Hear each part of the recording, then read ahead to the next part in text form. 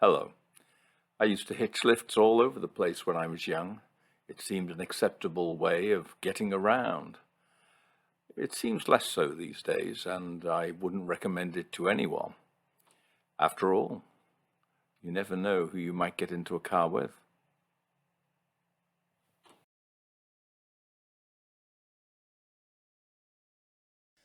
It wasn't a good time for hitchhiking in Riker County. It hadn't been for 12 months now. June the 15th last year was the day they found the first victim. Ever since then, people had been, well, cautious. There weren't many lumberjack-shirted students with a rucksack hitched over one shoulder, walking backwards, a hopeful outstretched thumb. Sometimes a drifter with a dusty jacket and worn-out shoes long past repair would chance it. People found other ways to travel, and the dusty roads were pretty much empty. The highway looked like a prairie road, wide open spaces and crops like their owners doing their best to scratch a living. That summer the ground was baked and cracked, hot and dry from one end to the other. Somehow people kept going. It wasn't actual prairie, it was just flat and empty for a stretch. Cacti silhouetted in the sun beating down gave that impression, though. Perhaps it was the heat, and this climate of fear had everyone on edge, and suspicious of just about any stranger, that made the woman anxious. It was on the highway, a little way along the flat prairie road, that she stood, looking a little harassed. She was a nice-looking woman, dressed in a floral dress, looked a little flustered. You could hardly blame her. She was trying to feign mere irritation at her car, but anyone could see it was something more than that. Probably she would be telling herself that the chances of being picked up by the Riker County killer were pretty remote, too. She should keep telling herself that. If he had a tire iron handy, it might cheer her up some, too. It was just a wobble on the horizon of the road at first, becoming a slow, sizzling dot, until it gradually became a car, or some kind of vehicle anyway. It was a long way off, and she waited in a limbo of anticipation. Brad Dixon was coming this way in his truck. He made this journey to the local store most days. He was always a man, liked pretty women, Brad, always keen to ingratiate himself with them. Some of them got annoyed at him, called him a pest. He saw her a mile off, like a painted lady on his windshield, and leaned out the window and wiped his screen for a better look. He yelped a playful whoop, whistled through his teeth, and pulled the wheel cross hands over, swerving to the edge of the road, and stopped on the verge, arm out of the window, and tipped back his cap. The woman looked up, apprehensive, you might say. Brad smiled, that sly way he always had, looked her up and down, taking a full survey of what he had discovered, spat out his gum to the side. She pretended she didn't notice, tried to look cool and schoolmarmish, like she wasn't entertaining the kind of suspicions she was. Brad opened the door. She darted a quick look, a frown on her face, supposed concern at her car. He was a big fellow, Brad, about 6'1" and 250 pounds, most of it around his middle. He got down lazily from the cab of his truck, hitched his trousers up, the door of his cab still open. "Looks like you got a little car trouble," said Brad, looking at the car and then taking a sly look at the woman. "Yes," she said. "It was stuttering the last few miles and then lost all power." Brad nodded slowly, rested a hand on the hood in contemplation. "Carburetor, most likely," he said. "Can you fix it?" she inquired, hopefully. "Nope," he said, "but I can take you to the nearest garage, Dugan's. It's not far." He looked over his shoulder vaguely. She was hesitant, would have liked a better offer from someone else, an elderly couple, or a man in a suit even. Took just a brief look at him to confirm her thought. She was fixating on her car. pretending to, anyway. She held her phone in her hand, proffered it before her slightly, as if in evidence, a kind of throwaway gesture. "I've been trying to call the local tow company to pick me up," she said. "I can't get a signal on my phone." "You won't get one out here," he said. He was eyeing her curiously, leaning on her car now, lazy, his cap pitched back on his head. It seemed intrusive. He should take his hand off her car. It was too intimate. She shuffled uncomfortably and looked over her shoulder, hopeful of another offer from a passing car. But the road was silent, just the low hum of the wind bowling the dust along in waves disturbed the afternoon. He sensed her thoughts and noted the way her hair blew slightly in the dry wind. "There's no one round here at a time like this," he said. "Come on, get in. I wouldn't want to leave a pretty lady like you alone out here." "Where's the nearest village?" she asked, playing for time. "That'd be Babington, 20 miles on. There's a garage, McDougan's, though, a couple of miles away. I'll take you there." Again she stalled, but the road was empty. There was a promise of nothing but empty. She glanced at her phone again, hopeful of a signal, a respite from her dilemma. There was nothing. She looked at him now seriously, was about to say something, but changed her mind, and at last she moved towards his truck. A glance back at her car, which he sensed too. "It'll be all right out here. I'll take you to Mickey Dugan's garage. He'll tow it in for you." "He's 2 miles away," she inquired, trying not to betray anxiety at her predicament. "Well, maybe 3 or 4, he grinned. "It don't matter much out here." She got in the wagon, hesitant at the dirty seats, folded her dress beneath her carefully, and slammed the door. Brad climbed in and surveyed her, leaned across to help her with her seat belt, which flustered her a little. "I can manage," she said. "I'll bet you can," he said, his eyes gloating, noting the seat belt cleft across her chest. His tongue in his cheek betrayed a thought. He turned to the ignition. The truck body juddered, and they pulled out onto the highway. "Where you heading?" "Baxter," she said. "Got family there?" "You could say that," she said, smoothing her skirt down, attentive to the scenery out of her side of the passenger window. "And all alone," he said, unnecessarily, "in this big empty place. It's dangerous out these parts." She cast a nervous glance sideways towards him, but by an effort didn't let it stray all the way to him. He'd see that. Something told her he'd like to see her fear. "You know," he continued conversationally, "we got our very own serial killer in these parts." He looked over at her.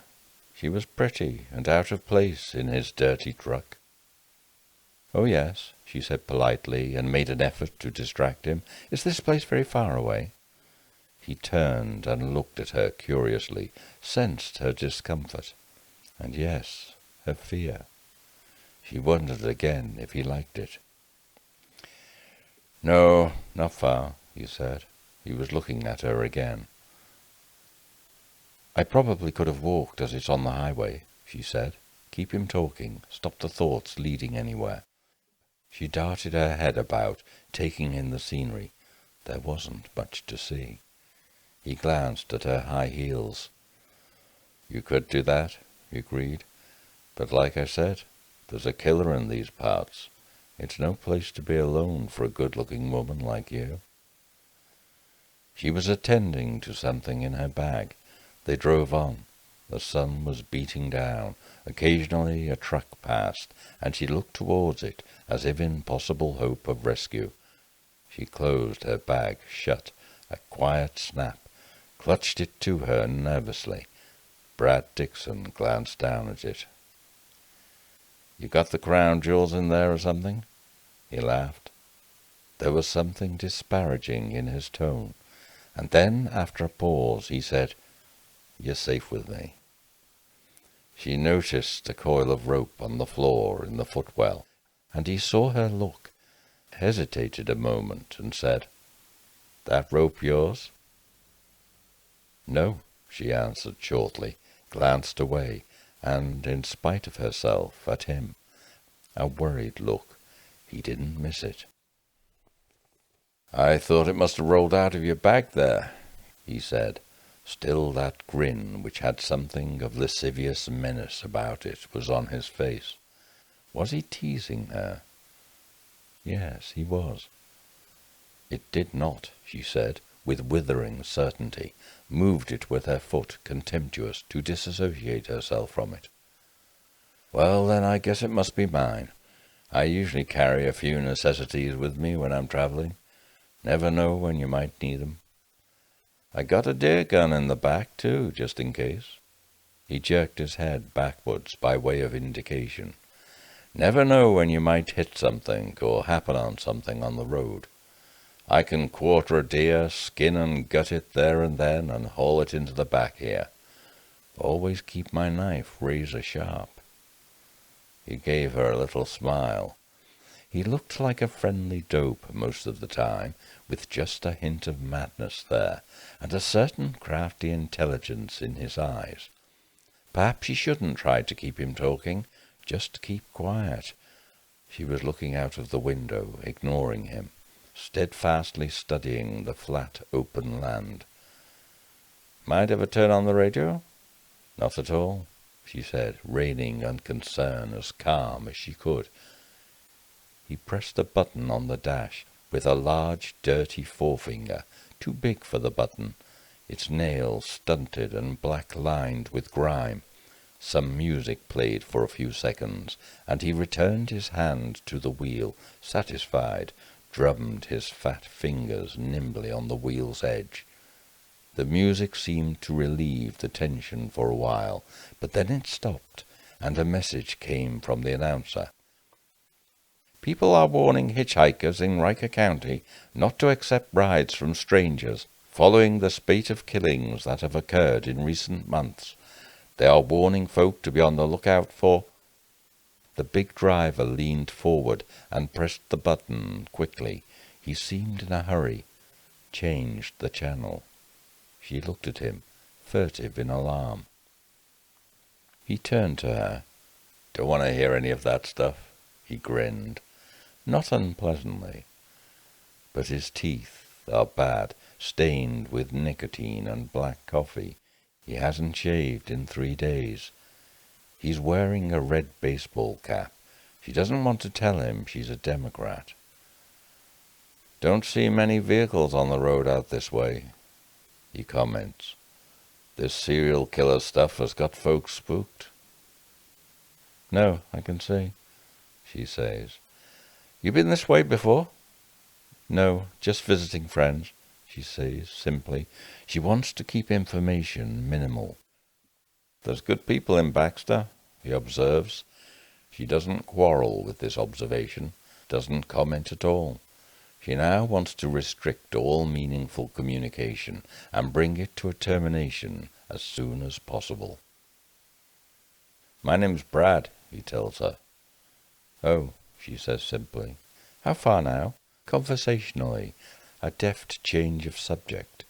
It gives him pause, something of a brush-off. He is used to such brush-offs, takes no easy offence. "Not far," he says. She says nothing. A conspiracy of silence follows. She feigns distraction from something on the horizon. The truck bumps along, and then, as if by sudden decision, Brad's eyes light with a thought. He swings the wheel so that the truck follows a wide sweeping curve across the road and turns onto a track off the main highway. It is sudden, unexpected. The woman in the floral dress takes fright. There is some scrubland and some trees beyond. She looks about and then round back at the highway, now departing in the side mirror. "I thought you said the garage was on the main highway," she ventures, trying to normalize her voice. She is trembling, excitement within. Yes, the thrill of fear, the thrill of opportunity. Well, it is, in a manner of speaking, he says, looking across at her. His smile has gone. Something is on his mind. The road cuts back behind a bunch of trees over there and comes up right at Mickey's place just the same. She says nothing. Is it a lie? Of course it is a lie. You got nothing to worry about, little lady, he says, but there is little reassurance there. I'll get you to old Mickey's safe and sound. She senses his eyes are on her, and she purposely evades them. What is he thinking? Does he know? She scans the country outside, seems to be assessing her chances of escape. She is looking for signs of habitation, for refuge. She is breathing hard and swallows quickly, clutches her throat. Brad looks at her. You feeling sick? He inquires.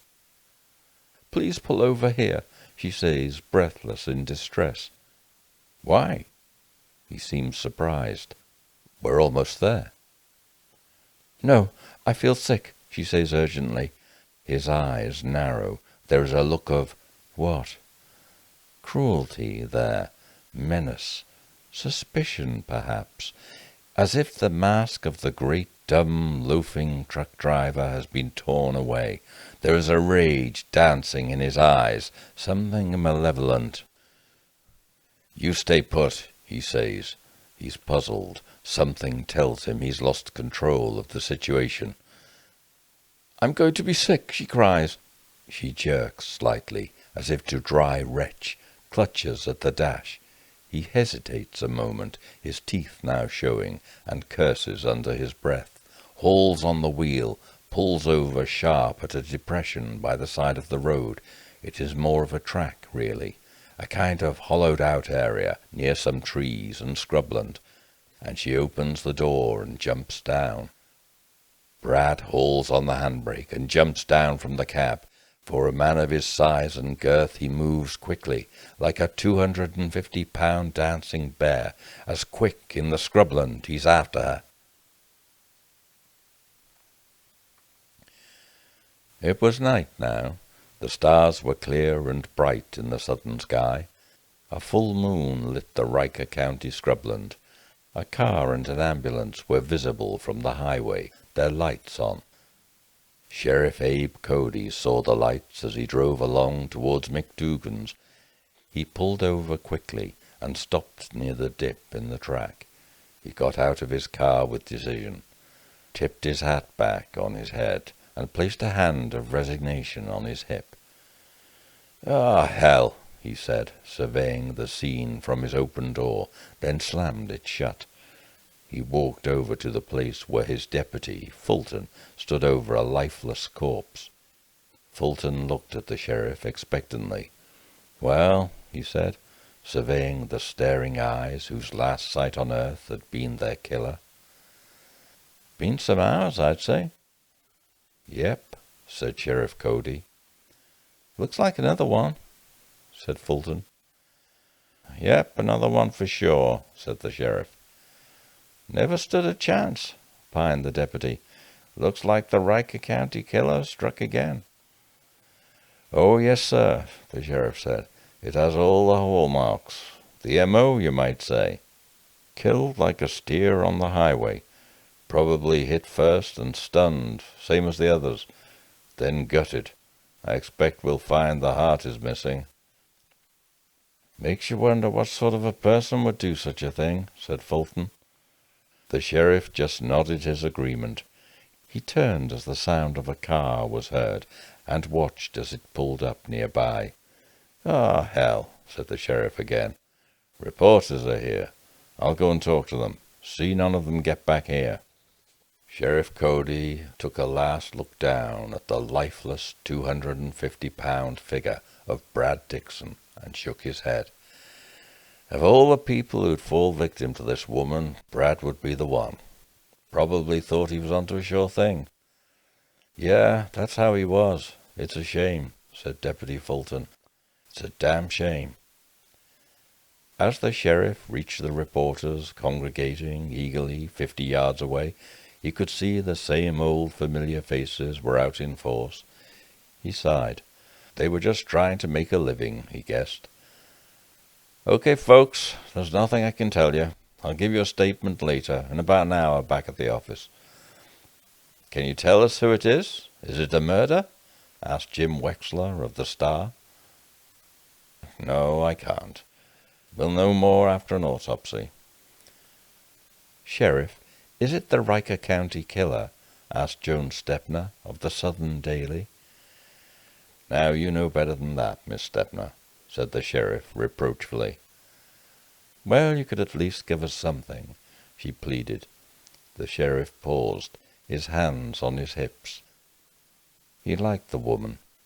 She was just too darn pretty, even for an old hand like himself.